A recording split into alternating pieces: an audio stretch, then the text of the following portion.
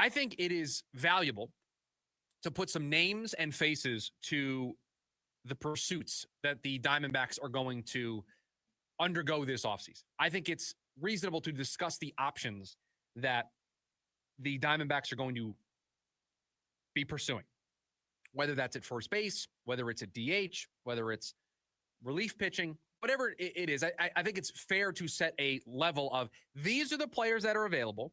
This is what the market looks like, and it can be somewhat of a choose your own adventure. You can say, oh, I didn't know that player was a free agent. I'd really like him. Or, oh, no, I definitely don't want that player on the Diamondbacks next season. So that you can put faces and names to the offseason pursuits. So one of the things that this team is going to address in some capacity is the designated hitter. Last year, it was Jock Peterson.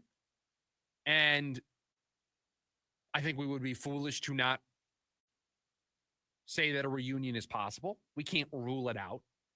A reunion could be on the table for the Diamondbacks and Jock Peterson. And among the true DH options, and what I mean by that are guys that if they see the field, you're going to be incredibly scared. Like, you don't want these guys anywhere near a position. Most of the time, there's somebody that if in a pinch, you can stick in a corner outfield spot and you don't necessarily worry about. But overall, you'd rather them just be the DH, be the designated hitter. Don't play defense. Among those options, so not taking somebody who was a second baseman last year and making them your DH, or taking a corner outfielder and just saying, hey, you're going to play some corner outfield, but you're also going to be our DH, and we'll get into that here over the course of the conversation. Among the true DH options, Jock Peterson was the best last season. Accounted for a 3 WAR, so 3 wins above replacement. The next best player among this group was worth 1.3 WAR. So Jock Peterson worth more than double the next best free agent solely DH option. And I'll tell you, in looking at this group, the options, a real mixed bag. There are some players that I can convince myself would be interesting fits for the Diamondbacks, like a Jock Peterson reunion. And then there are other players that I go, boy, would that probably be a disaster. If Peterson is considered too pricey, remember he opted out of his deal with the Diamondbacks. I think there's a player that can provide very similar value in 2025 to what Jock Peterson would provide, is a lefty bat, has pop, and I think would be a fraction of the cost. And that would be Jesse Winker, who played for the Mets last year, played for the Nationals, has played for the Brewers, has played for a bunch of different teams in his MLB career. He could play outfield in a pinch. It's kind of the way you felt about Jock Peterson. You could maybe stick him out there if you needed to. You don't want to. Certainly would be a defensive replacement late in those games. But he is a lefty bat. So if they wanted to stick with the lefty bat like they had last year with Jock Peterson, Jesse Winker would suffice there. Would be a cheaper version of Jock Peterson while being able to provide power, provide doubles. He provides an energy and an enthusiasm that you're not going to see anywhere else. He is the player that you love having on your team and you hate when you face him. He's that type of player. He's the wrestling heel, and he plays it up. He understands his role. He understands the person that he is for these teams. So you have that you can add to the mix. Sometimes it's good to have that type of presence in your clubhouse. Eloy Jimenez is available, 28 years old. He is one of, if not the youngest option amongst this group. So you could convince yourself that maybe there's some untapped potential there. He's not a 33, 34, 35-year-old veteran option that you basically know what you're going to get. He's 28. Maybe there's still some potential there. Maybe there's still some room to grow there. Maybe Gary Sanchez is interesting to you.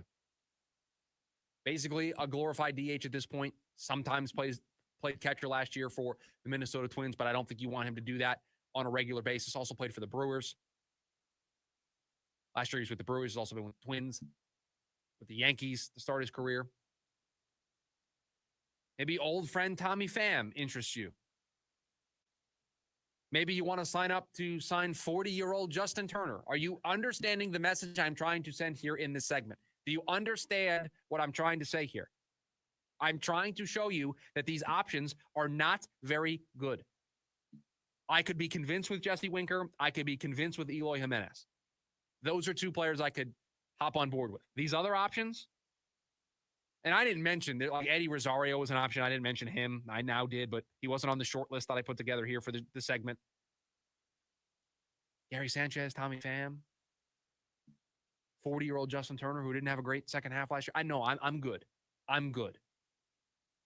I'd rather figure it out with internal options than sign any of those guys. So we can't just give up. We can't just say there's no answer here. We can't just say the Diamondbacks will not be able to pursue a DH option. There is an answer. And the answer is to speed along a process that I think everybody thought was going to play out over the lifetime of the contract. When the Diamondbacks signed Lourdes Gurriel Jr. to the extension last offseason after they made the run to the World Series, when they re-signed him to what was, I believe, a 3-year deal.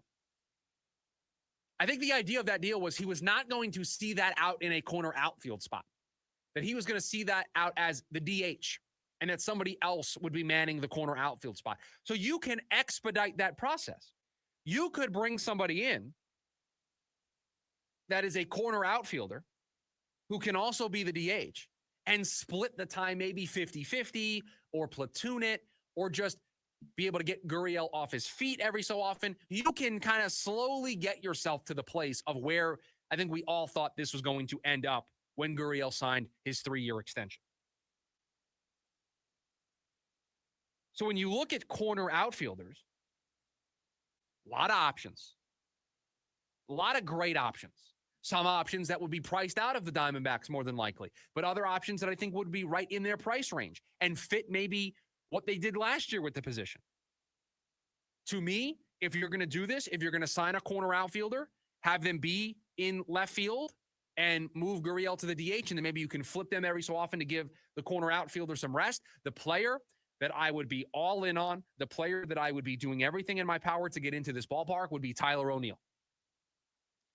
Tyler O'Neill went to the Red Sox last year, played corner outfield for them, mashed home runs, missed time and still mashed. I believe he got to 30, and he crushed the ball last year. You bring that player with that type of talent, that type of power into Chase Field. I mean, he had 61 RBIs in 113 games last year. Hit 241, hit 31 home runs. That'll get it done. Anthony Santander could be an option, probably would cost too much. Defense kind of puts you in the same spot as Gurriel, so I don't know if you're going to want either one of those guys manning there long term. Alex Verdugo provides you better defense. He provides some pop with some doubles. He is a lefty bat, can play in the corners. Michael Conforto, another lefty that could work. You see how that's probably the path that this team should go down? All of those options.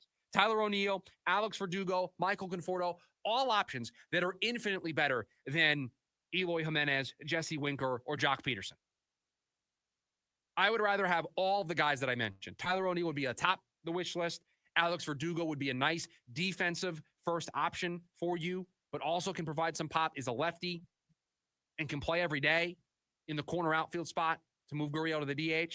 So you got to get creative. When you're dealing with limited resources, you have to get creative. And I think this is a chance to be creative. So those are some of the names. And there are others.